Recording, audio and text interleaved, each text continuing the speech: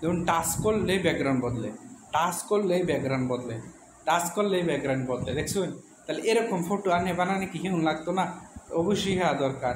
এই দেখুন টাচ, একটা টাচ আপনার হাতেও যদি এরকম একটা অ্যান্ড্রয়েড মোবাইল আছে তাহলে আপনি ঘরে বইয়ে বইয়ে আপনি পাসপোর্ট সাইজ ফটো বানাইতে পারবেন। কিভাবে বানাইতে পারবেন এই প্রসেসটা এনে দেখাইতেছি। আর বিশেষ করে যারা যারা কম্পিউটার চালান, যারা প্রিন্ট আউট করেন, যে ফটোগুলা বানান, আপনারা ঠিকভাবে ফটো বানাইতে পারবেন না, তাহলে দেখা যায় যে প্রিন্ট আউট করার পরে ফটোগুলা খুবই খারাপ দেখা যায়, অনেক মানুষের কাছে পছন্দ হয় না। তাহলে এই যে ভিডিওটা যদি দেখুন তাহলে ফটো বানানোর লাগে আপনারা এক নম্বর মাস্টার বলে কোন লাগবো কেউ, এত সুন্দর করে ফটো হয়।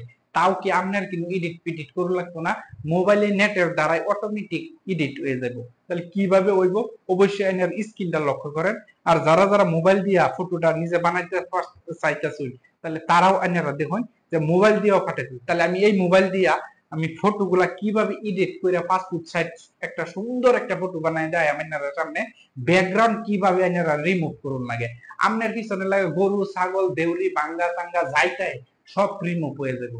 তাহলে আইন বেশি কথা না পারে ভিডিওটা আরম্ভ করি, আপনারা স্কিপ না করে ভিডিওটা সম্পূর্ণ দেখেন, তাহলে আপনারা শিখতে পারবেন। ক্রোম ব্রাউজারটা অন করলাম, অন করার পরে এনে সার্চ করুন লাগবো get out, get out pro, get out pro passport size photo, passport size photo search করলাম। সার্চ করার লগে লগে আপনারা ডেস্কটপ সাব মোডটা অন করে নেবেন। এই যে এই সাইডটা এটা অন করে নেবেন। এটা অন করলে তারপরে আপনারা এই যে ফার্স্ট উপরে দেখুন মেক পাসপোর্ট ফটো, যে ফার্স্টের অপশনটাই টাচ করলেন।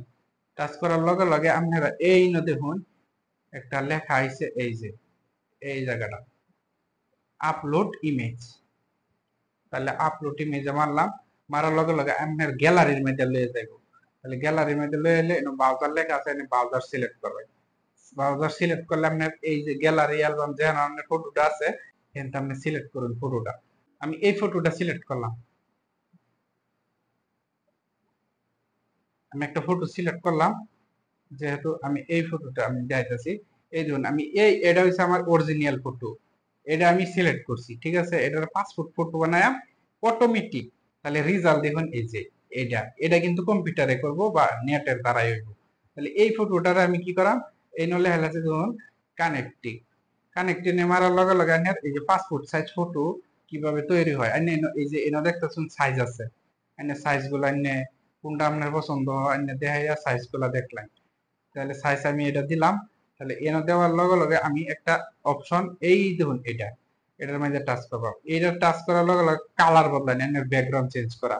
তাহলে এই যে লক্ষ্য করুন, এই যে আমি লাল কালার দিছি লাল হয়ে গেছে, সবুজ কালার দিছি সবুজ হয়ে গেছে, এই দেখুন বিভিন্ন কালার দিছি বিভিন্ন কালার হয়ে গেছে। দেখুন কিভাবে সুন্দর কালার দিতে দেখছেন, এই দেখুন এইভাবে এইভাবে মানে একটা টাচ করার লগে লগে অন্যের কালার গুলা ব্যাকগ্রাউন্ড বদলিতেছে দেখছেন।